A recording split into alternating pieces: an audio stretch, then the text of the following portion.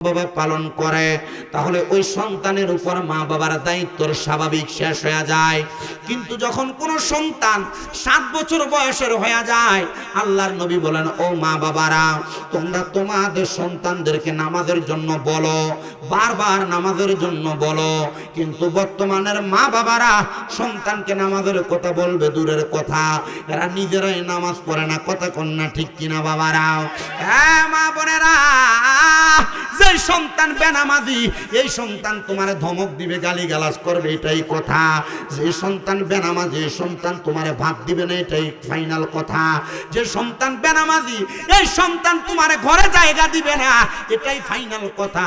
যে সন্তান বেনামাজি এটা বাজে কথা বলবে, কুচ্চারটনা করবে, এটাই হলো ফাইনাল কথা। আল্লাহর নবী বলেন, যখন কোনো সন্তান কোরআন পড়তে জানে না, ওই সন্তান মা বাবার উপর অসদাচরণ করবে, এটাই ফাইনাল কথা। এই উম্মত, যখন কোন সন্তানের বয়স 10 বছর হয়ে যায়, যদি সন্তান নামাজ না আদায় করে, মা বাবা যেন সন্তানকে নামাজের জন্য প্রহার করে, নামাজের জন্য আঘাত করে, এটা হলো মা বাবার দায়িত্ব। সন্তানের উপর মা বাবার দায়িত্ব হলো সন্তানকে নৈতিকতা শিক্ষা দেওয়া। আর এখনকার মা বাবারা সন্তানকে নৈতিকতা শিক্ষা দিবে দূরের কথা, বাপে মায়ের সন্তানের সামনে অমুকের জি বলে গালি দেয়, মা সন্তানের সামনে বাপরে গোলামের ফুট বলে গালি দেয়।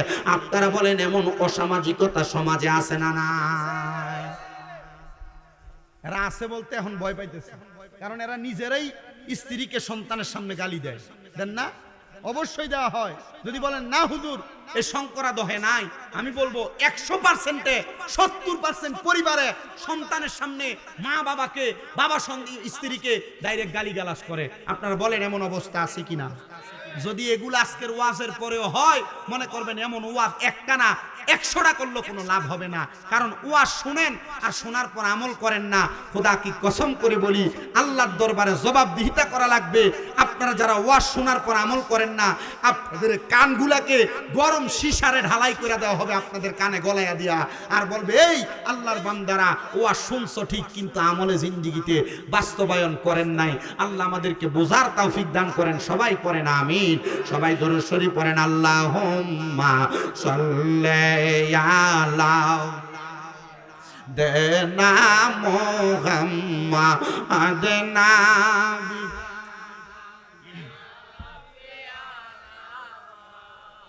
লানা মোহাম্মদ আমরার বাড়ি বাংলা দেশে, নবী আপনার বাড়ি মদিনায়।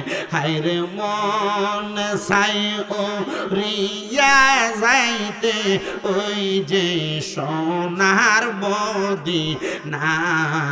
আল্লাহুম্মা সাল্লি জোরে দেনা মুহাম্মদ নাবিয়ানা শাফি নামা। আমার এই শঙ্করাদহ এলাকার বাবা শুনেন মনোযোগ দিয়া, যদি কোনো মা বাবা এই 7টা দায়িত্ব পালন করতে পারে, তাহলে ওই মা বাবা আল্লাহর দরবার কাঠগড়া থেকে বেঁচে যাবে। তাহলে 1 নাম্বার, ওই সন্তানের কানে আযান দিবা, মাথার চুল কামাইবা, আর সন্তানের নাম রাখবা। সামর্থ্যবান হলে আকিকা দিবা, আর যদি সম্ভব হয় সন্তান প্রাপ্তবয়স্ক হয় কোরআন শিখাইবা। 6 নাম্বার, সন্তানটাকে নামাজের কথা বলবা, নামাজ পড়াইবা। 7 নাম্বার, সন্তানটার নৈতিকতা শিক্ষা গ্রহণ করাইবা। এই 7টা কাজ যদি কোনো মা বাবা করতে পারে, আল্লাহ তাআলার দরবারে মা বাবা বেঁচে যাবে। কিন্তু অনেক সন্তান বলবে, হুজুর আমার মা বাবা আমারে কোরআন শিক্ষা দেয় নাই। আল্লাহর নবী আরেকটা হাদিসে মুবারাকার মধ্যে বলেছেন, যদি কোনো মা বাবা তার সন্তানকে কোরআন না শিক্ষা গ্রহণ করায়, কাল হাসরের ময়দানে ওই সন্তানকে বলা হবে, সন্তান আল্লাহর কোরআনুল কারীম শিক্ষা গ্রহণ করেছ, তাহলে তুমি তোমার জবান দ্বারা কোরআন তেলাওয়াত করো। সন্তান বলবে, আমার মা আমার আব্বা জান আমারে কোরআন তেলাওয়াত শিক্ষা দেয় নাই, তখন ডাইরেক্ট আমি আমার মা বাবারে দোষারোপ করে দিব, আপনি আপনার মা বাবারে দোষ দিয়ে দিবেন।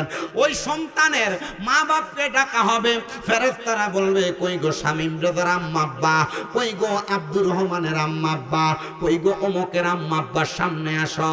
তখন সন্তানের মা বাপকে প্রশ্ন করা হবে তোমরা কি তোমাদের সন্তানকে কোরআন শিক্ষা দেও নাই? তখন বলা হবে না, কোরআন শিক্ষা দেই নাই, আমরা দুনিয়ার ব্যস্ততায় থাইকা, বাবা বলবে বিদেশ থাইকা, ঢাকা শহর থাইকা আমি কাজকর্ম করতে দেয়, কৃষিকাজ করতে দেয়া আমার সন্তানদের আমি কোরআন শিখাইতে পারি নাই। মা বলবে সংসারের ব্যস্ততায় থাইকা আমি মা সন্তানকে কোরআন শিখাইতে পারি নাই। ওই সময় একটা সন্তানের বাবা এবং মাকে ফুলসেরাতের এই পারে হাতগুলা দিয়া ওই পারে পাগুলা দিয়া লম্বা লম্বি করে শোয়া দেওয়া হবে। সন্তানকে বলা হবে এই সন্তান তুমি তোমার আম্মা তুমি তোমার আব্বার বুকের মধ্যে পাড়া দিয়া ফুলসেরাত পার হও। যেই ফুতে যেই জিয়ে গায়ের মধ্যে একবার পাও লাগলে 10 বার সালাম করে, ওই সন্তান কাল ময়দানে মাশরে আপনি বাবার বুকের মধ্যে ফাড়া দিয়া ফুলসেরাতরা পার হইব। এত কষ্ট কেমনে সহ্য করবার শঙ্কর দহের মানুষ? একবার চিন্তা করে দেখো, সন্তান যদি তোমার বুকে পাড়া দেয় তোমার কলিজা ফেটে যাবে। সন্তান যদি তোমার বুকে পাড়া দেয় গো মা, তোমার কলিজাটা ফেটে যাবে। এই জন্য আমি সবার কাছে আবদার জানাই, সন্তানটারে কমপক্ষে আল্লাহর কোরআনটা শিখায়া, যে সন্তান কোরআন পড়তে পারে গো ওই সন্তান কোনোদিন মা বাপরে আঘাত দেয় না, মা বাপরে কষ্ট দেয় না। আর যদি সামর্থ্যবান না হন, আকিকা না দিতে পারেন, আল্লাহর নবী কয় যখন তোমরা সামর্থ্যবান হয়ে যাইবা একটা সন্তানের জন্য বাবা মা আকিকা প্রদান করবা।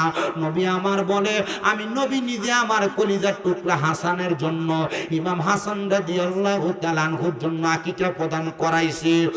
প্রিয় মুসলমান, আপনারা আকিকা প্রদান করাইবেন। আকিকা দিলে সন্তানের রোগবালা মুসিবত চলে যায়, আকিকা দিলে সন্তানের ভিতর থেকে খারাপিয়ত চলে যায়।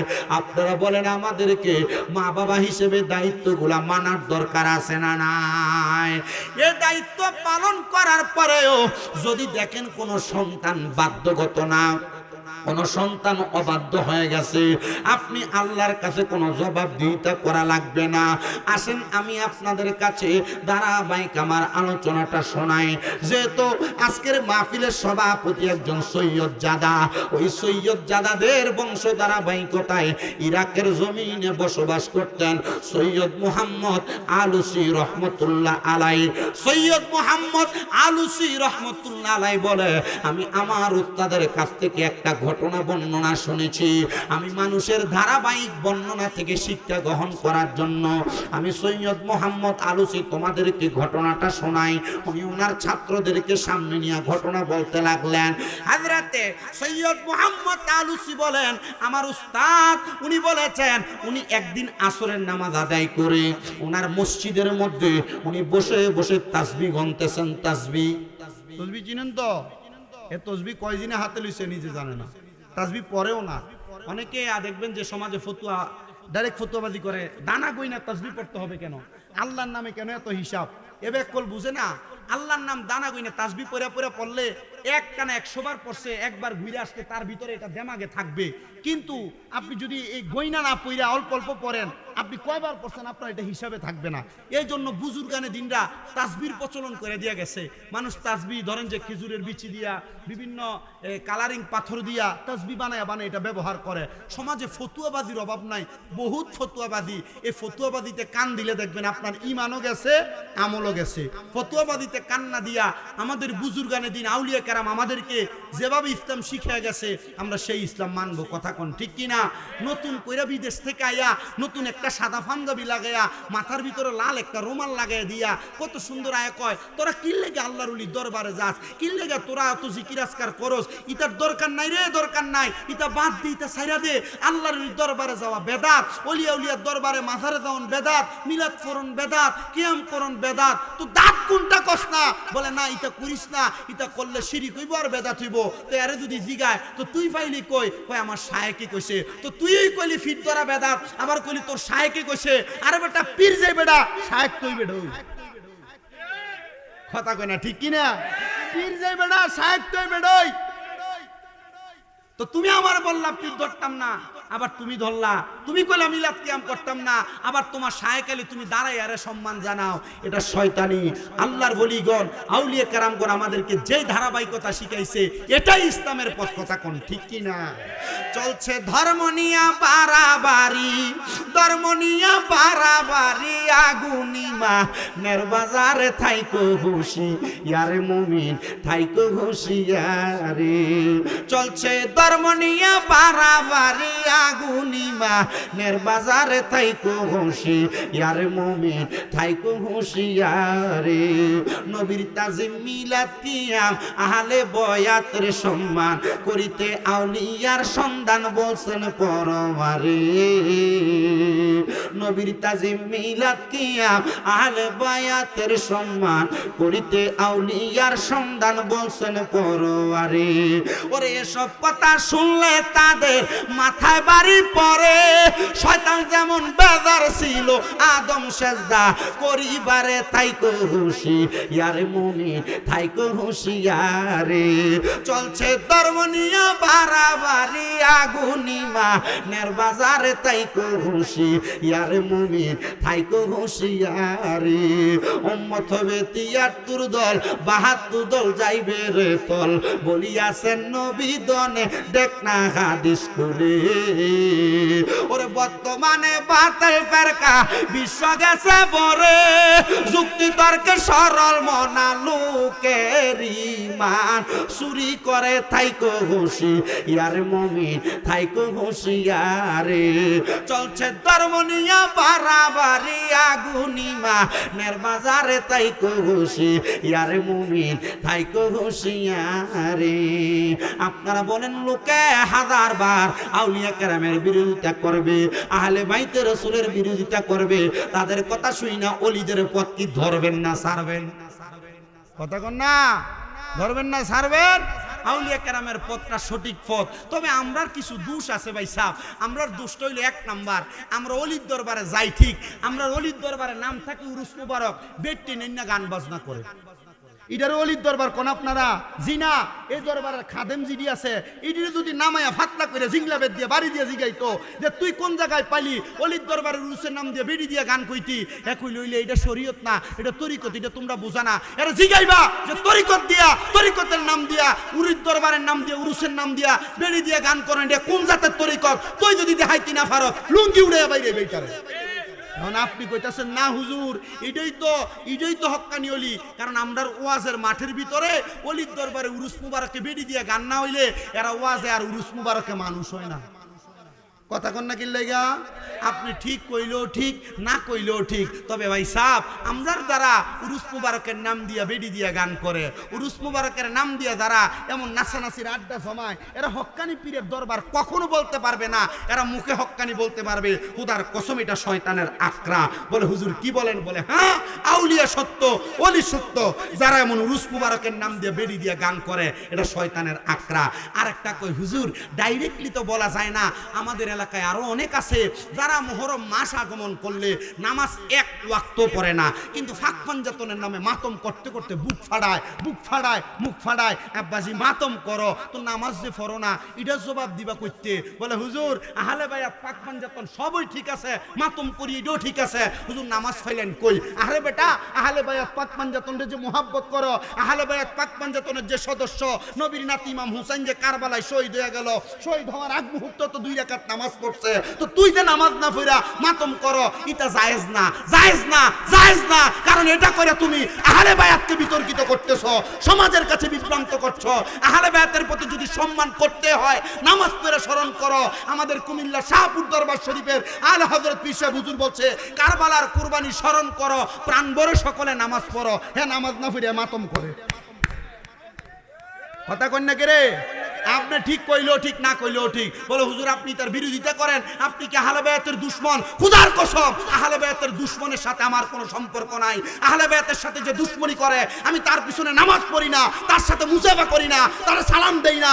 আহলে বায়াতের সাথে যারা দুশমনি করে এদেরকে দেখলে কথাও বলি না। কিন্তু যারা আহলে বায়াতের ভালোবাসি নাম দিয়া, মাতমের নাম দিয়া, বেনামাজি সাজ্জা সমাজে বিভ্রান্ত ছড়ায়, এদেরকেও আমরা পছন্দ করি।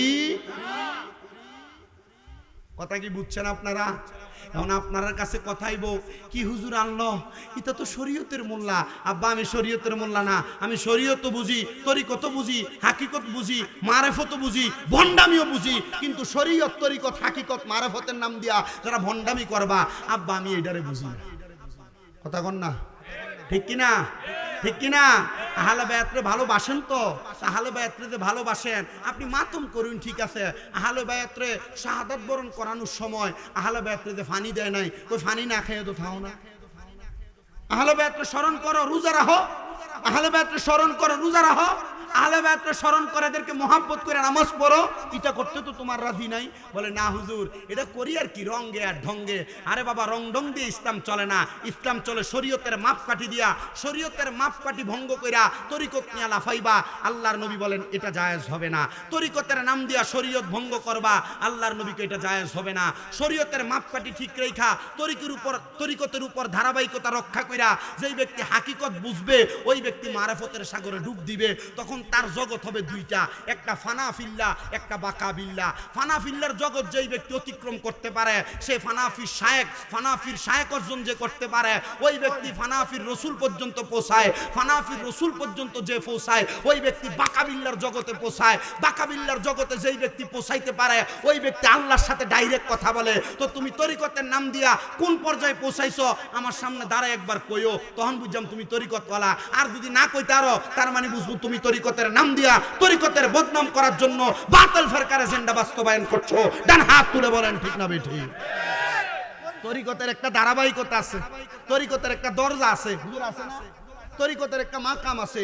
এখন এজে তরিকত তরিকত কয়ে চিল্লায়, এর জিজ্ঞাসা তুমি তরিকতের কোন মাকামে আসো? কথা কয় না। এজে তরিকত কয়ে কয়ে চিল্লায়, এর জিজ্ঞাসা তুমি তরিকতের কোন মাকামে আসো? তরিকতের দুই মাকাম। কোন কয় মাকাম? এত আসতে কইলেন, আর জোরে কোন না।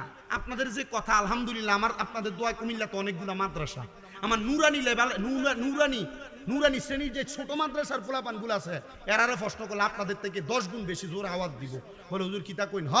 এরা আওয়াজ দিব। কারণ আপনারা মাঝে মাঝে দেখবেন সোশ্যাল মিডিয়ায় আমি ছোটো ছোটো বাচ্চারারে কাঁঠাল কাইটা খাওয়াই, আম কাইটা খাওয়াই, কলা কাইটা খাওয়াই, বিস্কিট চানাচুরি এগুলা খাওয়াই। আমারে ফোলাফাইনের মা বাপ ফোন দিয়ে হুজুর আপনি যে এত আদর করেন আমার কাছে ভালোই লাগে। আমি কইলাম আমি তা আদর যে করি, আমি তো আমার দুনিয়া পাওয়ার আশাই করি না, আমি আদরটা করি আল্লাহর নবী জন আমারে কয় যে তলিবুল ইলম যারা এদের মাথায় হাত বুলিয়ে দিলে, এতিম যারা এদের মাথায় হাত বুলিয়ে দিলে মাথার চুলের সমপরিমাণ সওয়াব পাওয়া যায়। আমি আল্লাহকে আদর করি। হুজুর আপনি সালাক আসুন। আমি কই আপনিও সালাক, কিন্তু আপনি হাত বুলেন না, এতিমদারে দেন না, মাদ্রাসার ছাত্ররা খাওয়াইন না, হুজুরদারে দিতে ভালোই আপনার হিসাব শুরু হয়ে যাবে। ঠিক কিনা? আমি এরপর এটা কইছি। তা আপনাদের কাছে যে কথাটা, আপনাদের আওয়াজের নমুনাটা বেশি ভালো না। আমি ওয়াজ করি অল্প বাবা, এই যে এতক্ষণ পর্যন্ত কথা বললাম, আমি জানি আপনারা ওয়াজ মাহফিল বেশি শোনেন, কিন্তু এই কথাগুলো যে বলছি, এই কথাগুলো যদি আপনি আমলে বাস্তবায়ন না করেন, লাভ হইব নি ভাই সাহেব? কোনো লাভ হবে না। পিসাব হুজুরে জিজ্ঞাসা, হুজুর আপনি কি শেষ পর্যন্ত বসবেন? আমার কাছে কেমন জানি লাগে পিসাব মানুষ এতক্ষণ বসে কথা বলা। তো আমি বেশিক্ষণ সময় কষ্ট দিব না আপনাদেরকে।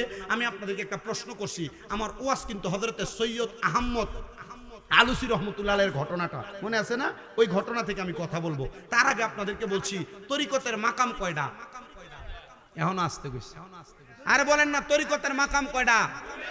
ফান্দৌকের মুরিদ কোন জায়গার মুরিদ? হোসনাবে টুপি আছে তো বোধহয়। কোন জায়গার মুরিদ? মুরিদ হইছো না? মুরিদ না হইছো তো এটা জীবন শেষ। মরে গেলে তো আল্লাহর কাছে কোনো লাইসেন্স দেখাই তার না। ব্যবসা করলে লাইসেন্স লাগেনি? কথা কই না কেরে লাগেনি?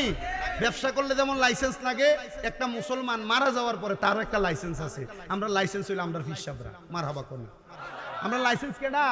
ফিসাবরা। এই যে আমরা মুড়ি দিয়ে গেছি গা, যারা মুড়ি দিছো না আবার লাইসেন্সটা তাড়াতাড়ি করে লইও, দেখবা কামে লাগবো। আমি এটারে শরীয়ত তরিকতের ভাষায় না কইয়া আধুনিক ভাষায় লাইসেন্স বলছি আর কি। একটু মহাব্বত আল্লাহ কবুল করুক। জোরে কন। তাহলে তরিকতের মাকাম কয়টা? 1 নাম্বার বলেন, 1 নাম্বার ফানাফিল্লাহ, বলেন ফানাফিল্লাহ। 2 নাম্বার বাকাবিল্লাহ, এ ফানাফিল্লা নিয়ে আগে কথা বলি, বাকাবিল্লা পরে আসবে। কারণ এই বাকাবিল্লার জগতে যদি পৌঁছান, আপনার দুনিয়া ভাল লাগবে না, টাকা ভাল লাগবে না, বউ ভাল লাগবে না, সন্তান ভাল লাগবে না, বন্ধু ভাল লাগবে না, জামা কাপড় কোনো কিছুই ভাল লাগবে না। আপনি মাওলারে পাওয়ার জন্য জংলায় যাবেন, গুহায় যাবেন, দুনিয়ার মানুষের সামনে থাকবেন না। এটা বাকাবিল্লার জগৎ। আপনি যখন চোখ বন্ধ করবেন, মাওলার সাথে ডাইরেক্ট কথা বলবেন। এটা বাকাবিল্লার জগৎ। আমাদের মূল ধারা হইল ফানাফিল্লা। বলেন, আমাদের মূল ধারা কি?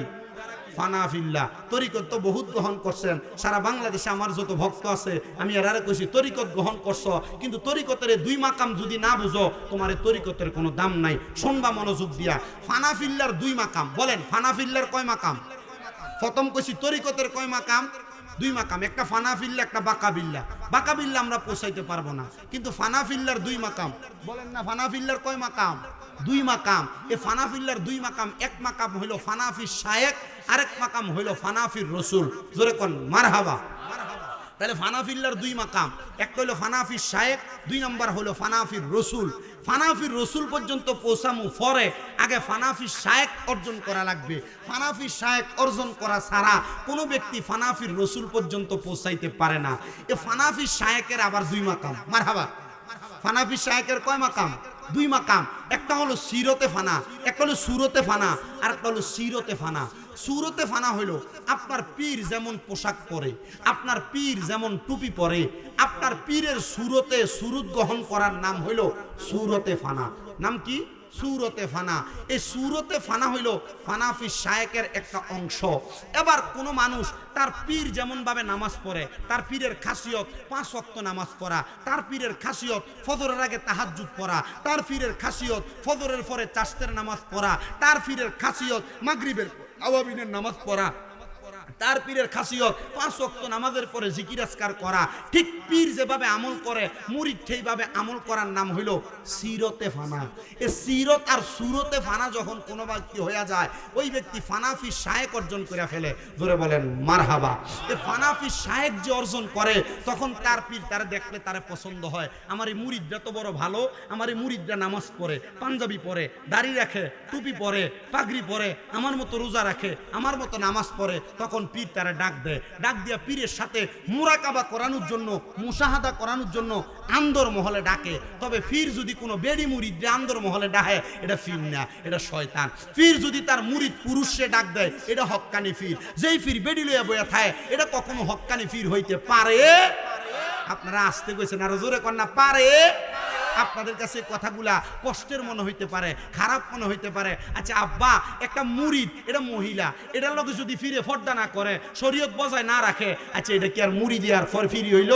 ফিরগিরি আর মুরিদি হয় নাই? বলে হুজুর কি বলেন, পীর মুরিদি বাপজির মাঝে কি এর পর্দা? আরে পর্দা! রাহমাতুল্লিল আলামিন নবীর দরবারে মহিলা আসতেন, উস্তুনে হাদার মাঝখান দিয়া সাদা কাপড় লটকানো থাকতো।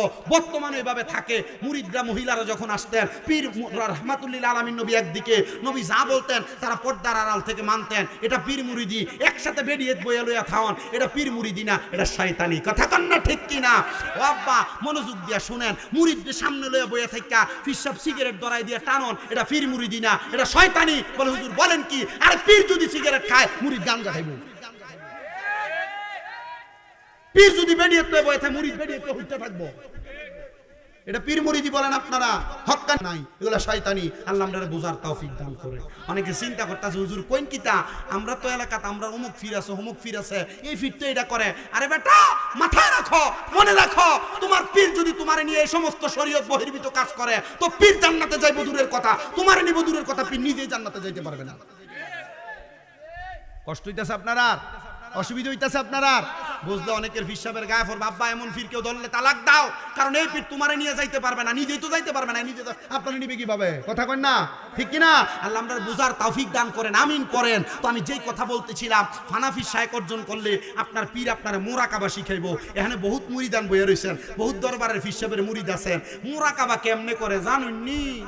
বলে হুজুর আমার পিসাবের লগে তো আমি কোনোদিন বইছিই না, পিসাবের দরবারে যাই শুধু খিচুড়িটা বিরিয়ানিটা গরুটা জব করলে কেল্লা ডানবার লেগা। জি না, এটার মুরিদি কয় না। পিসাবের সাথে কোন সময় বছরে একবার, মাসে একবার, সপ্তাহে একবার হুজুর কেবলার খানকায় একাকিত্বে মুরাকাবা মুশাহাদার নিয়ম শিক্ষা, আল্লাহ পাওয়ার তালাশ করা, আল্লাহকে তালাশ করা, রসুলকে তালাশ করার সিস্টেম তারে মুরাকাবা বলে। নীরবে নির্বিঘ্নে ধ্যান করাকে মুরাকাবা বলে। তুমি তো এটা এখনো শিখো নাই। তখন ওই ব্যক্তি যখন পীরের কাছে মুরাকাবা শিখে, ওই মুরাকাবার মাধ্যমে সেই ব্যক্তি পীরের সুরতে রাসূলকে দেখতে পায়। মারহাবা কন না জোরে মারহাবা কন। এর রাসূলকে যেই ব্যক্তি দেখে ওই ব্যক্তি ফানাফির রসুল পর্যন্ত পৌঁছায়। এ ফানাফির রসুল পর্যন্ত কেউ যদি পৌঁছায়, এ ফানাফির রসুল তাকে বাকাবিল্লার জগতে নিয়ে যায়। আরে বাকাবিল্লার জগতে যাইতে পারলে আপনি কামেলে মুকাম্মেল হবেন। কিন্তু এমন বহুত ফিসাবের নামের আগে হুজুর কামেল লেখা রাখে, মুকাম্মেল লেখা রাখে, সব লেখে, কিন্তু কামেলের ক এখন অর্জন করতে পারে নাই। আব্বাজি এই জন্য গৌসে পাক বড় পীর আব্দুল কাদের জিলানী কইছে ফিসাবরার কাতার হইবে 11টা। ফিসাবরার কাতার কয়টা? 11টা কাতার হইব। বলে হুজুর ফিট তো ফির ওই ফিসাবরার আবার কাতার কিতা? আল্লাহর নবীজির হক্কানি রাব্বানি গৌস মহিউদ্দিন আব্দুল কাদের জিলানী আল গিলানী রাদিয়াল্লাহু তাআলা আনহু বলে পীরের ভিতরে 11 কাতার, এর ভিতরে 10 কাতার পীর জাহান্নামী মুরিদ লইয়া একসাথে যাবে, 1 কাতার পীর জান্নাতে যাবে। মারহাবা। ও আল্লাহ, ও তার মানে পীর মুরিদি করলো জান্নাত পাওয়া নিশ্চিত না। কষ্ট হইতেছে আপনারা? অসুবিধা হইতেছে? এবারে তুই ইশারা দেয়, ও বেটা ইশারা দিল তো আমি ওয়াজ ভুললে তো মুগা ধরামু আপনি জানি কিতা জানি কই না মারে। এবারে ইশারা দেয়, এটা ঠিক আছে, ওই ইটা কথা ঠিক আছে, ওই আমার এটাই ঠিক, আপনার এটা ভালো লাগলো ঠিক, না লাগলো ঠিক, কথা কই না। অনেকে চিন্তা করবো আমরা এলাকার বহুত ফিসাবরার বাজার নষ্ট হয়ে দেবো হুজুর এ ওয়াজে হইবনি। অনেকে জানে হুজুর ঠিক হইব, অনেকের ভিড়ের গায়ে ভরতাছে, বললে আমার কি হইব? আমার কথা আপনাকে শরীয়তের বহির্ভূত কাজগুলাকে থেকে দূরে রাখা, শরীয়তের অন্তর্ভুক্ত কাজ আপনাকে রাখা। বলু তো শরীয়ত শরীয়ত করলে হইব, তরিকত মারফত আছে না, শরীয়ত নামাই না তরিকত জেলে লাফায়, এটা বন্ধ। এটা কি হ্যাঁ কয় না তো, এটা কি বন্ধ। আমার কি আপনার কাছে ওহাবি মনে হইতেছে? আমি গরম শুননি, আমার দেখলেই বুঝে মানছি শুননি, ওহাবির আমার দেখলেই বুঝে বেদাতি। তো আমার কত হইলো আপনি আমার জলদি কোন সুন্নি কোন জিতা কোন এটা আপনার বিষয়, কিন্তু আমার কত হইলো আপনি হক পথে থাকেন। আমি চাই না বাংলাদেশের একটা মুসলমান জাহান্নামে যাক। আমার কথায় 10টা ভুল হবে, 100টা ভুল হইব, ভুলের উপর আমি দাঁড়ায় থাকতাম না। ভুলটার থেকে আমি সইরাইসা হকের পথে আমি বারবার আসবো, বারবার কথা বলবো, ভুল কথার জন্য বারবার ক্ষমা চাইবো, কিন্তু আমার মুসলমান রে জান্নাতের রাস্তা ইহদিনাস সিরাতাল মুস্তাকিম দেখাবো। ঠিক কিনা বলে? আরো জোরে বলেন ঠিক কিনা? তো গৌসে পাক আব্দুল কাদের জিলানী কয় ফিরের কাতার কয়টা? আসতে কইলেন কয়টা? 11টার ভিতরে জাহান্নামে যাইব কয়টা? 10টা। জান্নাতে যাইব কয়টা? একটা। এক ফিরে যদি মুরিদ লিয়ে জান্নাতে যায়, কিন্তু বাহি 10 ফির, এই 10 ফিরের মুরিদের কি অবস্থা হইব? নিজেও ডুববো, মুরিদেরও ডুবাইব। আমি এক দরবারে যাই এই ওয়াজ করার পরে হুজুর পিসাবে কই তুই জিতা ওয়াজ করছস রে, তোর এই ওয়াজে তো আমার মুরিদ নষ্ট হয়ে দেবো গা। আমি কই পিসাব আমনের মুরিদ যদি নষ্ট হয়ে দেবো গা, আমি ওয়াজ তো শুধু মুরিদের লেগে করছি না, পিসাবের লেগেও করছি। আমনের দরবারে তো দেখলাম যে আমনের বহুত খলিফা আছে যারা এই পীরের মানদণ্ডের ভিতরে নাই। হ ঠিক ওই কইছ, ইতারে তো ঠিক করা যায় না। আমি কই ঠিক যদি না করা যায়, আপনি তারে খেলাফত দিলেন কি লেগা? ঠিক যদি নাই করা যায় খেলাফত দিলেন কেন? উপযুক্ত ব্যক্তিকে খেলাফত দেন, এ কামেল হয় নাই, এর আপনি কেন খেলাফত দিয়ে দিলেন? ফিরের অভাব নাই, ছোট বড় সব দিন নামের আগে খেলিবি। কথা কন না ঠিক কিনা? আল্লাহ আমরারে বুঝার তৌফিক দান করেন, আমিন পড়েন। গৌসে পাক আব্দুল কাদের জিলানী একটা শব্দ ব্যবহার করেছেন ওনার এক মুরিদের ব্যাপারে। উনি বলেন মুরিদি লা তাখাফ, আমার মুরিদের কোনো ভয় নাই। এখন গাউসে পাকের কাদিরিয়া তরিকা যারা মুরিদ হয় এরা সবাই কয় আমরা তো আব্দুল কাদের জিলানী তরিকার মুরিদ, আমরা তো কোনো ডরও নেই। আরে গাউসে পাক সব মুরিদের ব্যাপারে কথা কইছে না। তুমি গাউসে পাকের কাদিরিয়া তরিকার মুরিদ, তুমি খাও সুদ। তুমি কাদিরিয়া তরিকার মুরিদ, তুমি রাস্তা দিয়ে আড়ো, তোমার লগে দিয়ে গেলে ভিড়ের গন্ধে থাউন যায় না। তুমি কাদিরিয়া তরিকার মুরিদ দাবি করো, তুমি বাড়িতে দিয়ে লুঙ্গি তুলে বেরিয়ে গালাগালি করো, পদাপতি করো। তুমি গাউসে পাকের কাদিরিয়া তরিকার মুরিদ দাবি করো, ক্ষেতের লাইল কাটতে কাটতে একটা লাইলের 1 বিঘা বানাইছো। তুমি গাউসে পাকের কাদিরিয়া তরিকার তরিকতের মুরিদ দাবি করো, তুমি রাস্তা দিয়ে গেলে মানুষ তোমার দেখলো টিটকারি মারে, কারণ তোমার সোলা চরিত্র ভালো না, খাসিয়ত ভালো না। কথা কোন ঠিক কিনা? তো গাউসে পাক কি এই মুরিদের ব্যাপারে কইছে মুরিদি লা তাকাফ, আমার মুরিদের কোনো ভয় নাই? আরে না, গাউসে পাক ওই মুরিদের ব্যাপারে বলছে যেই মুরিদ আল্লাহর দরবারে এক ওয়াক্ত নামাজ কাজা হওয়ার কারণে কানে ধরে দাঁড়ায় ছিল, ওই মুরিদের ব্যাপারে বলছে। হ্যাঁ মুরিদ আর গাউসে পাকের মুরিদ ও মুরিদ, দুই মুরিদ কি একরকম হইল? কথা কন একরকম হইল? হযরতে সৈয়দ আহমদ উনি বলতেছেন, শোনো, আমি আমার ওস্তাদের কাছে শুনছি, আমার ওস্তাদ বলছে ওনার এক ভক্ত, ওনার এক মুরিদ ইন্তেকাল করছে, কিন্তু মুরিদ যে ইন্তেকাল করছে তার একটা সন্তান রাইখা গেছে যার বয়স হলো মাত্র 5 বছর। কয় বছর? 5 বছর বয়স। মা বাবার ওয়াজ দিচ্ছেন তো, মা বাবার ওয়াজ কি করা লাগে একটু আমি জানি, একটু শোনেন। ওই 5 বছরের মুরিদ, মুরিদের সন্তান এবং স্ত্রী, সবাই একটু জবান খুলে দুরূদ শরীফ আদায় করেন, আল্লাহুম্মা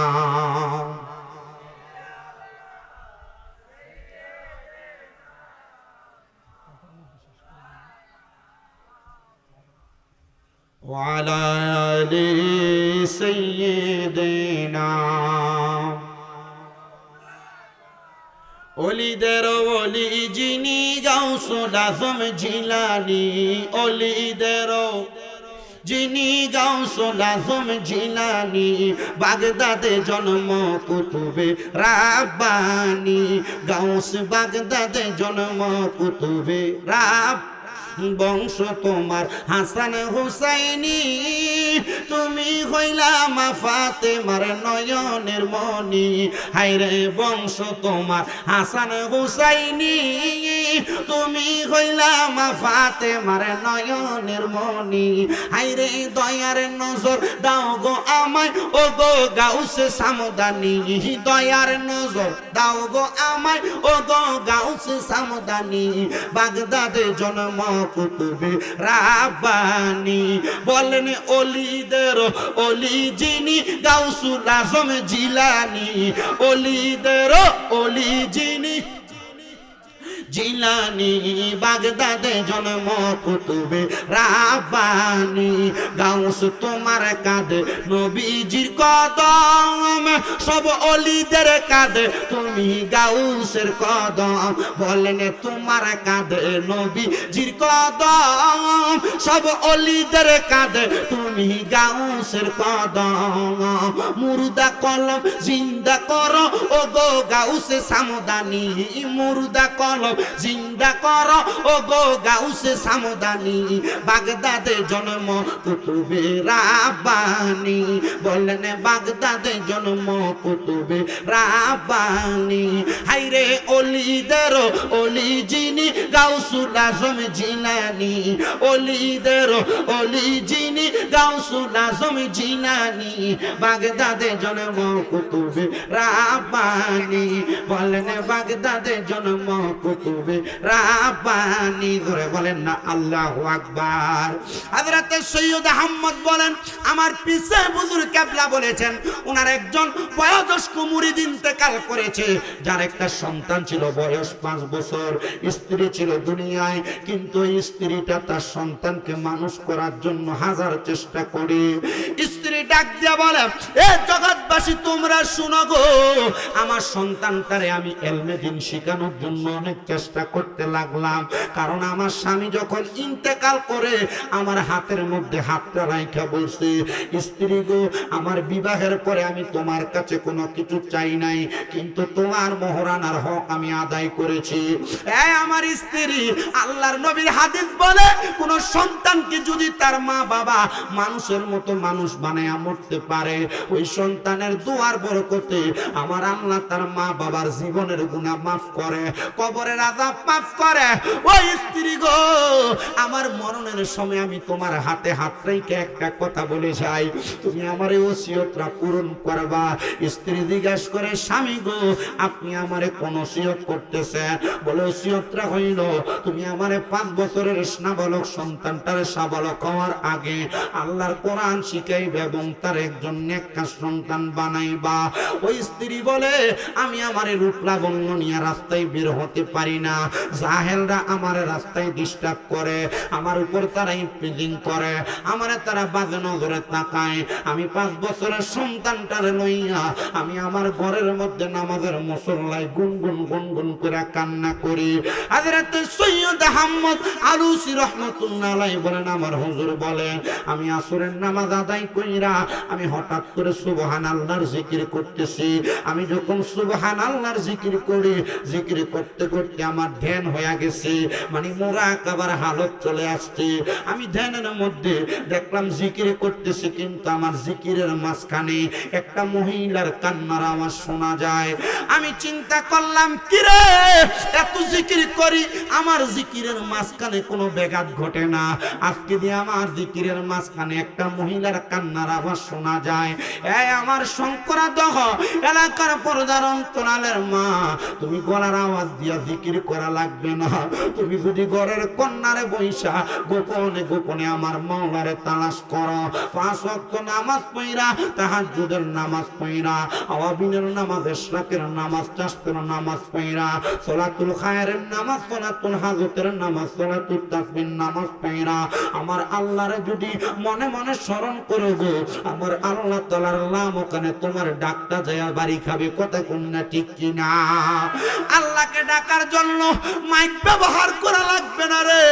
কোন মুমিন বান্দা মুত্তাকি বান্দা যদি অন্তর দিয়া শুধু রুহুটা দিয়া অন্তরে শুধু আসতে বলে, এই আওয়াজ আমার আল্লাহর নাম ওখানে যায় কিনা, আমার আল্লাহ শোনে কিনা? আল্লাহকে ডাকতে বলে মাইক লাগে না, আল্লাহকে ডাকতে হলে স্পিকার লাগে না, বড় কোনো সাউন্ড সিস্টেম লাগে না। কলবের জিকির করলে নফিয়াস পাতে আমার আল্লাহরে ডাক দিলে আমার আল্লাহ শুনতে পায়। হযরত সৈয়দ আহমদ আলুসি বলে আমার হুজুর বলে হে আমার ছাত্ররা শোনা, আমি প্রতিদিন জিকির করি, কিন্তু কোনোদিন আমার জিকিরের মধ্যে কোনো ডিস্টার্ব হয় না। ওই দিন আমি সুবহানাল্লাহ জিকির করতেছি, কিন্তু আমার জিকিরের মাঝখান দিয়ে আমার মুরাকাবার হালত তৈরি হয়ে গেছে। ওই মুরাকাবার হালতের মধ্যে আমি একটা মহিলা কণ্ঠে কান্না আর আমার শুনতেছি। আমি আবার 2 রাকাত নামাজ পড়া আল্লাহর কাছে আমি ধ্যান করতে লাগলাম আর বললাম ও আল্লাহ গো, আমি তো শুনতে পারতেছি আমার জিকিরের মাঝখানে একটা মহিলার কান্নার আওয়াজ শোনা যায়। আল্লাহ কেন এমন কান্নার আওয়াজ শোনা যায়? আপনি একটা বার আমার একটু ওই খবরটা দিয়া দেন।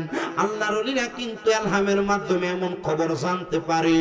আপনার মুরিদরা হয়তো বা নাসিরনগর, ব্রাহ্মণবাড়িয়া, হবিগঞ্জ, মাধবপুর এলাকায় থাকেন, আপনার পীর যদিও মক্কা মদিনায় থাকে, খোদার কসম পীর মাসে একটা মুরাকাবা মুশাহাদার হালতে মুরিদ কোন হালতে কি করে পীর হুজুর কেবলা যদি হক্কানি হয় সে খবরও জানে।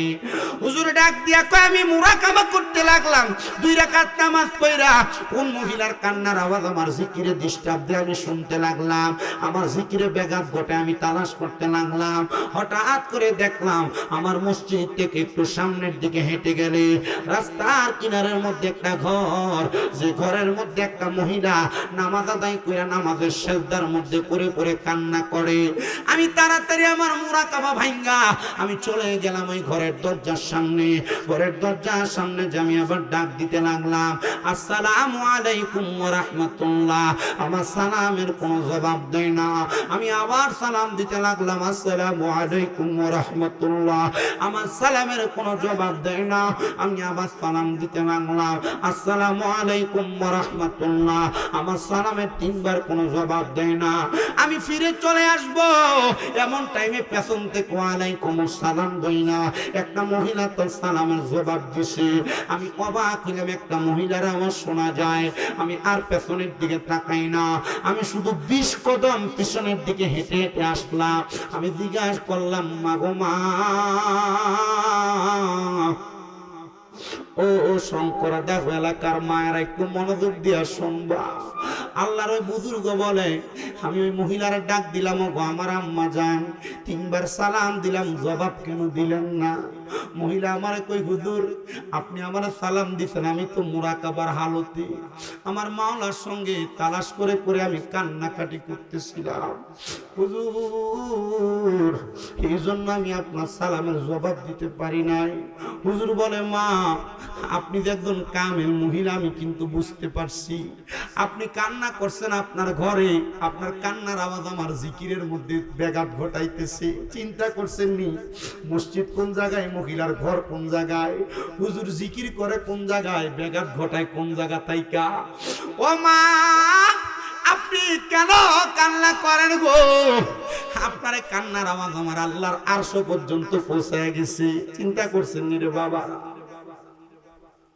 আপনি কেমন মানুষ, দোয়া করেন কবুল হয় না, কিন্তু একটা মহিলা মানুষ মুরাকাবা কইরা কান্না করে, তার কান্নার আওয়াজ আল্লাহর লামকানের মধ্যে দিয়ে পৌঁছে গেছে। কেমন কামেল হয়ে গেছে, এমন কামেল তো আমরা হইতে পারি না। ওরে কলব জিন্দা হয়ে যাবে, মাবুদেরই দিদার পাবে, কলব জিন্দা হয়ে যাবে, মাবুদেরই দিদার পাবে। আরে নিজের রূপ দেখিয়া নিজে হবি দিওয়ানা, নিজের রূপ দেখিয়া নিজে হবি দিওয়ানা। ঘুমাইও না মায়ার ঘুমে আখের জামানা। এক পাগলা কই, হুজুর এলাকায় মাছ ভান্ডারের কয়েকটা মুড়ি আছে, একটু গায়েন। ওরে মাছ ভান্ডারে উঠেছে তাওহীদের নিশানা, আরে মাছ ভান্ডারে উঠেছে তাওহীদের নিশানা। আরে ঘুমাইও না মায়ার ঘুমে আখের জামানা, আখেরি জামানা। ওরে খেদমতে হো ইলে দাকিল, এলমে লাদুন হবে হাসিল। খেদমতে হো ইলে দাকিল, এলমে লাদুন হবে হাসিল। দুষ্ট দুশ্মন সমান হবে কিসের ভাবনা। ঘুমাইও না মায়ার ঘুমে আখের জামানা, আখেরি জামানা। জবান খুলে ছেড়ে দিয়ে জোরে বলেন আল্লাহু আকবার। ওই মহিলা কই, হুজুর আমি কেন কান্না করি জানেন? বলে কেন? বলে আমার স্বামী আমার কাছে একটা সন্তান দিয়া গেছে যার বয়স 5। হুজুর আমি আমার সন্তানটারে আলেমী দ্বীন বানানোর জন্য আমার স্বামী আমার ওসিয়ত করছে। আমি তো আমার সন্তানটারে আলেমী দ্বীন বানানোর মতো আমার কোনো যোগ্যতা নাই, টাকা নাই, করি নাই, পয়সা নাই, আমি কেমনে বানাবো? হুজুর কয়, মা আমি বুঝতে পারছি কেন আপনার জিকির আমার জিকিরের মধ্যে ব্যাঘাত ঘটে, আপনার কান্না। দেন আপনার সন্তানটারে আপনি আমার কাছে দিয়া দেন। মারহাবা। হুজুর বলছে আপনার সন্তান দিয়া দেন। হুজুরের কথা মোতাবেক সন্তান দিয়া দিছে, 5 বছরের লালন পালন করবে। হুজুর বলে এরপর দিন থেকে আমি যতবার মুরাকাবা করছি আমার মুরাকাবায় কোনো ব্যাঘাত ঘটে নাই। কিন্তু কারণ কি? কারণ মহিলার টেনশন যেটা ছিল, এই টেনশন এখন আমার কাছে। মারহাবা কন্যা। একটা সন্তান মা বাবার টেনশন, একটা সন্তান মা বাবার আবেগ, একটা সন্তান মা বাবার ভালোবাসার জায়গা। সন্তান অসুস্থ হয়ে গেলে মা বাবার কলিজা ছিঁড়া জায়গা।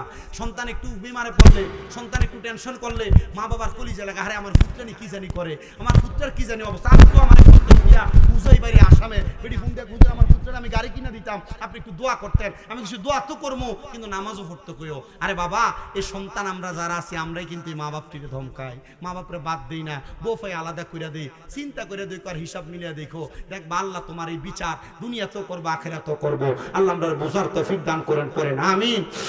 বাবারা শুনেন, হযরতে সৈয়দ আহমদ আলুসির উস্তাদ বলে, আমিও ছাত্রটারে আমার বাড়িতে আনলাম। আমি তার মাত্র 6 বছর বয়স 6 বছর বয়সে কোরআনুল কারীম মুখস্থ করাইয়া কোরআনে হাফেজ বানায় ফেলছি। মারহাবা কইলেন না? আমি তারে কোরআনে হাফেজ বানায় ফেলছি।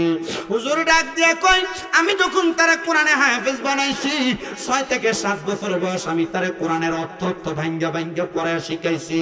ওই সন্তানটার বয়স যখন 7 থেকে 8 বছর হয়ে যায়, সন্তানটারে আমি ফিকাহ শাস্ত্রের জ্ঞান তার সিনাতে দিয়েছি। 8 থেকে 9 বছর, 9 থেকে 10 বছর পর্যন্ত আমি তার তরিকতের প্রত্যেকটা ধারাবাহিকতা শিক্ষা গ্রহণ করে পরিপূর্ণ বানিয়ে দিয়েছি। বয়স কত? কিন্তু তরিকত, শরীয়ত সব বিষয়ে পারদর্শী হয়ে গেছে। হক্কানি পীর চাইলে বানাইতে পারে কিনা? হক্কানি পীরের সোহবতে ততদিন থাকা লাগবে। কিন্তু বর্তমান সমাজের মধ্যে আমরা বহুত ভাবে কয়, মা বাপ বেঁচে থাকতে আবার পীর ধরবা কিল্লাগা, মা বাপ হইতো বড় পীর। বলে না হুজুর এগুলা অ্যাভেলেবেল বলতেছে, মা বাপ বেঁচে থাকতে পীর ধরবা কেন, মা বাপ হইতো বড় পীর। আরে বেটা বুঝো মা বাবা আমার দুনিয়া শিখাইবো, হক্কানে পীর যারা তারা আমাদেরকে আখেরাত শিখাবে, ঠিক কিনা? এটা আমাদেরকে মানতে হবে, জানতে হবে, বুঝতে হবে। শুধু শুধু ফতুয়াবাজি করলেই চলবে না, কারণ আল্লাহ তাআলাকে পাওয়ার জন্য, রসুলের ইতাআত করার জন্য উলিল আমরি মিনকুম কোরআনের আয়াত বলে উলিল আমর যারা তাদের অনুসরণ করো। উলিল আমর তো তারা যারা হক্কানি ব্যক্তি, বুজুর্গানে দিন, কথা বলেন ঠিক কিনা? হযরত সৈয়দ আহমদ আলুসির উস্তাদ বলেন, আমি ছেলেটারে 10 বছরে পরিপূর্ণ বানাইছি। ছেলেটা এই 5 বছর বয়স থেকে 10 বছর পর্যন্ত কোনোদিন তার আম্মা জানের সাথে সাক্ষাৎ করতে যায় নাই। তার আম্মা জান তার কাছে আসছে সাক্ষাৎ করার জন্য। 10 বছর পরিপূর্ণ হওয়ার পরে এই সন্তান বলে, আমি আমার বাড়িতে প্রবেশ করলাম, আমার বাড়ির মধ্যে যে আমি আমার মাকে ডাক দিলাম, আমার আম্মা জান আমার সামনে যখন আগমন করেছে, আমি বললাম, ওগো আমার আম্মা জান, আমি কোরআনুল কারীম মুখস্থ করেছি, তাফসীরের ইলম অর্জন করেছি, ফিকহের ইলম অর্জন করেছি, মা গো আমি শরীয়ত এবং তরিকতের ধারাবাহিকতা বুঝেছি। তুমি বলো না, এখন কি তোমার মনে আমার প্রতি কোনো চাহিদা আছে কিনা? মা ডাক দিয়া কয়, ও আমার সন্তান, তোমার যেহেতু হযরত সৈয়দ আহমদ আলুসির উস্তাদ শরীয়ত এবং তরিকতের ইলম শিক্ষা দিয়া দিছে, কোরআন হাদিসের ইলম শিক্ষা দিছে, আব্বারে যাও না, এবার তুমি তোমার আব্বার কবরটার সামনে যাও, আব্বার কবরটার সামনে যাও, তুমি তোমার হাতটা বাড়ায়া দিয়া রব্বির হামহুমা কামা রব্বায়ানি সগীরা বলে একটু দোয়া করো। মা গো, কেন গো? বলে, তোমার আব্বা জান ইন্তেকাল করার সময় আমারে বলছে, কোন মা বাবা যদি তার সন্তানকে আলেমে দিন বানায়, অথবা কোন মা বাবার ইন্তেকালের পরে ওই মা বাবার কোন সন্তান যদি মা বাবার কবরের সামনে যাইয়া পশ্চিমটারে পিছে দিয়া মা বাবার মুখ বরাবর দাঁড়াইয়া রব্বির হামহুমা কামা রব্বায়ানি সগীরা বলে দোয়া করে, ওই সন্তানের চোখের মনি কোঠায় যদি একটা মাছির মাথা পরিমাণ পানি ছেড়ে দিয়ে কান্দে, ওই পানি মাটিতে পড়ার আগে আমার আল্লাহ তার মা বাবার জীবনের গুনাহ মাফ করে দেয়। জোরে বলেন আল্লাহু আকবার। ওই মা ডাক দিয়া বলে, সন্তান, হে সন্তান, যাও তুমি তোমার আব্বা জানের কবরের সামনে চলে যাও। সন্তান বলে, আমি আমার আম্মার আদেশটাকে ফেলতে পারলাম না, আমি ডাইরেক্ট আমার মায়ের কথা মোতাবেক আমার আব্বার কবরের সামনে, আমি কবরস্থানের সামনে যে কান্না করতে লাগলাম আর দোয়া করতে লাগলাম, রব্বির হামহুমা কামা রব্বায়ানি সগীরা। আমি বাড়িতে চলে আসলাম, আমার আম্মা জানকে বললাম, মা গো, আমি আমার আব্বার জন্য দোয়া করেছি। ওই মা ডাক দিয়ে কই, বাবা তাহলে চলো না, তোমার আব্বা কেমন আছে একটু আমরা দেখি। আচ্ছা কোন তো, বাবা মারা গেছে আরো 5 বছর আগে। মা বলতেছে, আব্বা কবরে কেমন আছে আমরা একটু দেখি, চলো। দেখবো কেমন রে বাবারা? দেখার জন্য তো এমন একটা সম্পদ, এমন একটা পাওয়ার অর্জন করা লাগবে, কথা কন্যা ঠিক কিনা? ওরে কি পাওয়া অর্জন করছে জানো? কি পাওয়ার অর্জন করছে জানো? মা কয়, বাবা চলো আমরা 2 রাকাত নামাজ আদায় করি। ওই নামাজের অন্য কোনো নামাজ না, ওই নামাজটার নাম হলো সলাতুল হাজতের নামাজ। 2-4 রাকাত নামাজ আদায় করা লাগে। ওই হাজতের নামাজের সিজদার মধ্যে যায় সুবহানা রাব্বিয়াল আলা বলার পরে আপনার যে হাজত আছে, যে প্রয়োজন আছে, ওই প্রয়োজনের কথা সিজদার ভিতরে বাংলা ভাষায় আল্লাহর কাছে বলা লাগে। বিদেশ যাইতে পারো না, সলাতুল হাজতের নামাজ পড়ে আল্লাহর কাছে বইলে আল্লাহ আশা পূরণ করব। বহুত মহিলা আছে গর্ভে সন্তান হয় না, আমি বলবো, মা গো সলাতুল হাজতের নামাজ পড়ো। বহুত বেড়া আছে ব্যবসা করে বরকত হয় না, সলাতুল হাজতের নামাজ পড়ো। অনেক ছেলেরা আছে বিবাহ করবে, বউডা লইয়া ভালোভাবে সংসার করতে পারবে কিনা জানে না, আমি বলবো সলাতুল হাজতের নামাজ পড়ো। দেখবা তোমার মনের আশাগুলা পূরণ হয়ে যাবে, দেখবা তোমার হাজত পূরণ হয়ে যাবে। ওই ছেলেটার মা সলাতুল হাজতের নামাজ পড়া আল্লাহর দরবারে কান্দে, আল্লাহ 5 বছর হয়ে যায় আমার কলিজার টুকরা স্বামী ইন্তেকাল করেছে। তোমার নবী না বলেছে, কোন স্বামী মারা যাওয়ার পর কোন স্ত্রী যদি ওই স্বামীরে মাফ করে দেয়, তুমি আল্লাহ তারে মাফ করে দাও। স্ত্রী স্বামীকে ভালো বললে তুমিও স্বামীটারে ভালো বলে কবুল করো। অনুরূপ ভাবে কোন স্ত্রী যদি মারা যায়, স্বামী যদি বউটারে ভালো কয়, আল্লাহ তুমি তারে ভালো কও। স্ত্রী মারা যাওয়ার পর স্বামী যদি ওই স্ত্রীরে মাফ করে দেয়, তুমি আল্লাহ করলো তারে মাফ করে দাও। আল্লাহ গো, আমার স্বামীটা মারা গেছে 5 বছর, ওসিয়ত করছে ছেলেকে আলেম বানানোর জন্য বানাইছি। আল্লাহ গো, সলাতুল হাজতের নামাজ পড়া তোমার কাছে এত দোয়া করি, এত কান্দি, তুমি একটাবার কও না আমার স্বামীটা কবরে কেমন আছে। বন্ধুরে আমার, ও আমার শঙ্করা দহ এলাকার পর্দার অন্তরালের মা, মুরব্বী বাবা, এই ছোট ছোট মাসুম বাচ্চারা, যুবক নওজোয়ানের একটু মনোযোগ দিয়ে শোনো। মহিলাটা কান্না করতে করতে যখন এভাবে আল্লাহর কাছে আবদার করে, ওই মহিলাটা কিছুক্ষণ পরে আল্লাহু আকবার বলে একটা চিৎকার দিছে। ওই ছেলে ডাক দিয়া কই, যখন আমার মা আল্লাহু আকবার বলে চিৎকার দিছে, আমি আমার মার সামনে গেলাম, আমার মারে দূরে দেখলাম, আমার মা কোনো নিঃশ্বাস ফেলে না। আমার মাও নামাজের সাজদার ভিতরে ইন্তেকাল করছে। করেন ইন্না লিল্লাহি ওয়া ইন্না ইলাইহি রাজিউন। একটা জবানও বন্ধ নাই, জোরে পড়েন ইন্না লিল্লাহি ওয়া ইন্না ইলাইহি রাজিউন। এত আস্তে পড়েন না, জবান খুলে জোরে পড়েন ইন্না লিল্লাহি ওয়া ইন্না ইলাইহি রাজিউন। ওই সন্তানের মা যখন ইন্তেকাল করছে রে, সন্তান বলেন জগৎবাসী, আমার মাও নাই, আমার আব্বু নাই, আমি আমার মা বাবার জন্য দোয়া করতে লাগলাম। সন্তান কিন্তু কয়েকটা বিষয়ে পারদর্শী। 1 নাম্বার কোরআনে হাফেজ, 2 নাম্বার কোরআনে তাফসির জানে, শরীয়তের ইলমও আছে, তরিকত হাকিকত মারফতের ইলমও আছে। ওই ছেলে বলে, আমার মায়ের ইন্তেকালের পরে আমি মুরাকাবা করতে লাগলাম আল্লাহর দরবারে, আল্লাহর দরবারে মুরাকাবা করে করে কান্না করতে লাগলাম। আমি যখন কান্না করি না বাবা, আমার আম্মা জান দুনিয়ার জমিনের মধ্য থেকে যখন ইন্তেকাল করলো, আমি মুরাকাবার মধ্যে দেখলাম আমার আম্মা এবং আমার আব্বা জান জান্নাতের একটা ফুলের বাগানের মধ্যে ঘোরাফেরা করতেছে। হাই রে, এমন কেন? তখন আমার আল্লাহ তাআলার দরবার থেকে আমারে ক্ষমতা দেওয়া হলো, আমি আমার মা বাবার সঙ্গে কথা বলতে লাগলাম। ও মা গো, আপনাদের এমন কেন অবস্থা? আমার মা বাবা আমার জবাব দেয়, একটাই মাত্র কারণ, তোমার মতো একটা নেককার সন্তান দুনিয়াতে রেখে আসছি, এই জন্যই না আমার আল্লাহ তাআলা আমরা মা বাপরে কবরে ভালো রাখছি। আজকের মাহফিল যারা করাইতেছে, দুলাল মিয়া, বাবুল মিয়া, ইউসুফ মিয়া, তারাই তো নাকি? দুলাল মিয়া, বাবুল মিয়া, ইউসুফ মিয়া, আম্মা আব্বা তারা দুনিয়াতে বেঁচে আসেনি, মাও নাই, বাবাও নাই।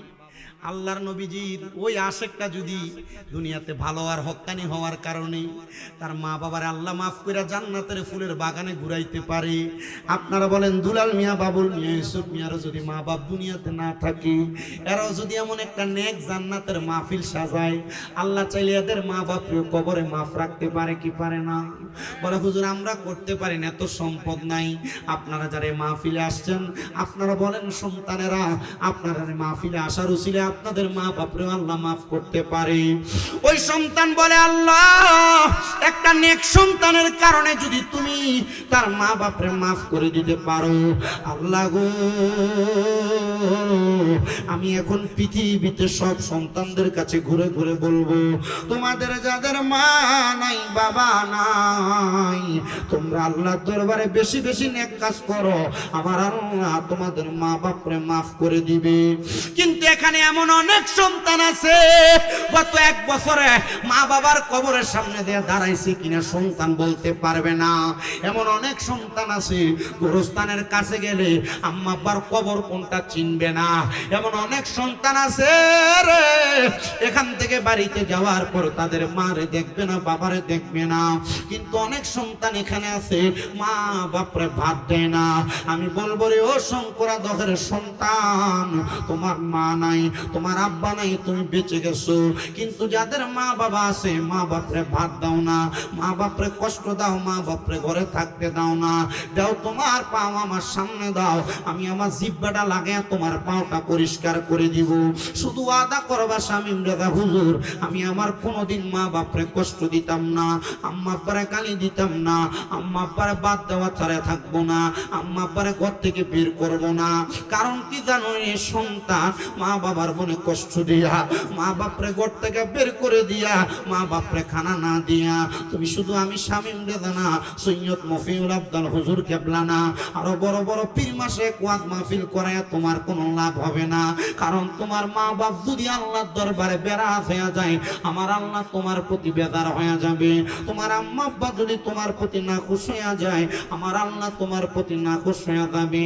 আমি জানি না তোমরা তোমাদের মা বাবার কাছে মাপ চাও কিনা, আজকের মাহফিল কবুল হবে কিনা এটার গ্যারান্টি বলেন মাঝে আমার।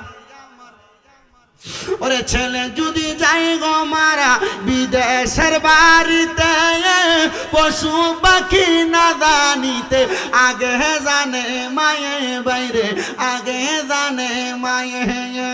সন্তানের লাগিয়া মায়ের জোরে চোখের পানি, মাঝে আমার নয়নের মনি। বলেন মাঝে আমার মেরে মনি, বলেন আল্লাহর পরে নবী আমার, আল্লাহর পরে নবী আমার, তারে পরে মা জননী, মাঝে আমার। তাহলে আপনারা বলেন, আমি যতগুলা বিষয়ে কথা বললাম, প্রত্যেকটা বিষয় আমাদের জীবনে বাস্তবায়ন করার দরকার আছে কি? এই ওয়াজ যে করলো দুলাল মিয়া, মোহাম্মদ বাবুল মিয়া, মোহাম্মদ ইউসুফ মিয়া, এই ওয়াজ মাহফিল করানোর পরেও যদি এলাকায় কোনো সন্তান মা বাপরে কষ্ট দেয়, ওয়াজ করায় কি লাভ হইল ভাই? ওয়াজ করায় কি কোনো লাভ হইল?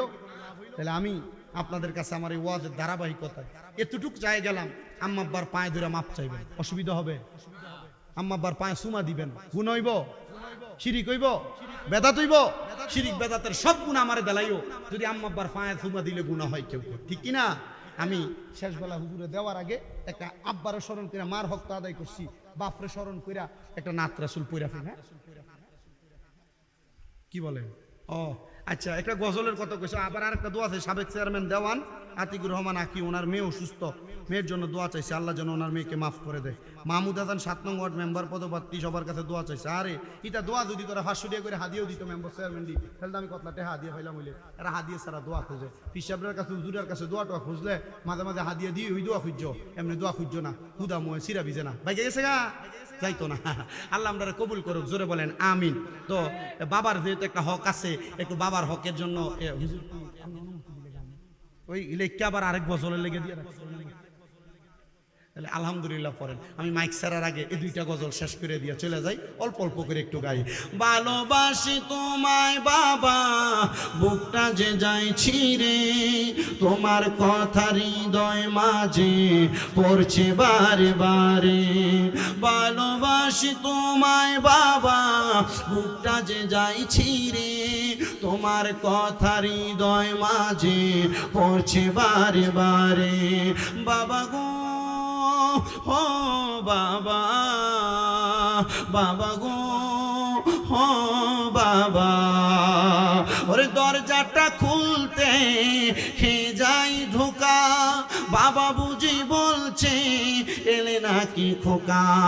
বুকের ভিতরটা লড়ে চড়ে উঠে, সবাই আছে শুধু বাবা নেই, শুধু বাবা নেই, শুধু বাবা নেই, শুধু বাবা নেই, শুধু বাবা নেই, শুধু বাবা নেই। এক নাম তোমার ফাতেমা, আর কে নাম বোতল বলো? এক নাম তোমার ফাতেমা, আর কে নাম বোতল? তুমি আওলাদে রাসূল মাগো, আওলাদে রাসূল, তুমি আওলাদে রাসূল মাগো, আওলাদে রাসূল, তুমি আহলে বায়াত মাগো, আহলে বায়াত। তোমার জন্য নাযিল হলো কোরআনের আয়াত, তুমি আহলে বায়াত মাগো, আহলে বায়াত। তোমার জন্য, তোমাদের জন্য কোরআনের আয়াত। আরে তুমি তোমরা সবাই মিলে নবী বাগের ফুল, বলেন তুমি তোমরা সবাই মিলে নবী বাগের ফুল, তুমি আওলাদে রাসূল মাগো, আওলাদে রাসূল, তুমি সরদারে জান্নাত মাগো, সরদারে জান্নাত।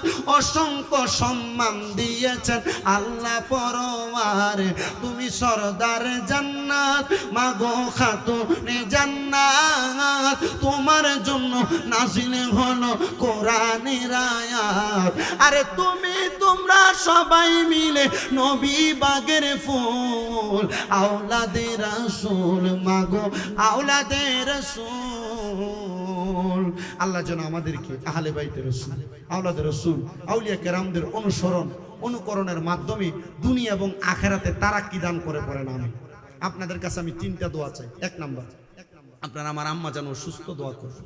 2 নাম্বার, আপনাদের দোয়ায় কুমিল্লাতে আমার কয়েকটা মাদ্রাসা আছে, আমার মাদ্রাসার ছাত্র শিক্ষক অভিভাবকদের জন্য দোয়া করবেন, তারাও সবসময় আপনাদের জন্য দোয়া করে। 3 নাম্বার, যত ওলামায়ে কেরাম কোরআন সুন্নাহর কথা বলে তাদের জন্য আপনারা একটু বেশি করে দোয়া করবেন তো ইনশাআল্লাহ।